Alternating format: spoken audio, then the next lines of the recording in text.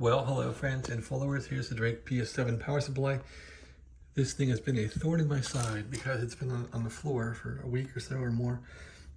Anyway, I was waiting for this TIP31 to come in, and its little insulator and mica pad. So that finally came in and I installed it. The trick is you don't want this TIP31 to be grounded to the chassis.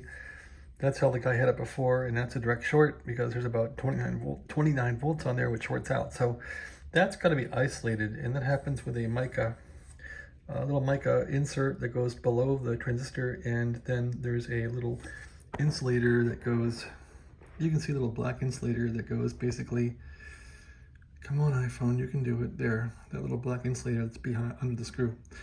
So that solves that. You put some heat sink on it and you're all done. Drake, I think, finally realized that if this board becomes ungrounded, it blows up the power supply and it blows out all these past transistors, short out or they open up or something awful happens. This happened to me before because Drake had this board on stick pins or some kind of little pins here, and the board slid into these pins, which is great for fixing it, but that actually causes trouble. So Drake, in this version, grounds the board in 3 places.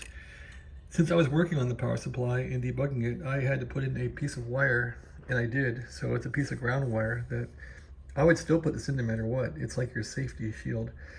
So put this ground wire in and ground it. I grounded it all the way over here. It's grounded right to there. So that is like my little safety ground wire, safety belt that keeps this thing from going high and blowing up the whole power supply. So yep, they ground it in 3 places, but I still put that wire in to be safe. The tip transistors in there, I think I got to wiggle it a bit. It looks like it's kind of skewed a bit off the pad, the mica pad. And then that's it. I think this thing is ready to go. I'll give it a test. If it's good, I'll put the lid on this thing and call it a day. Finally, it's finally working with a lid that'll be on it, covering it up. Okay, thanks for watching. Yeah, the guy I bought this thing from, on eBay, he said when he turned this thing on, it made a tink or a thunk, and that's all it did. And sure enough, when these turn on, the magnetic field from this thing will make the top of it go clunk. And then since this was all shorted out, that's all it did.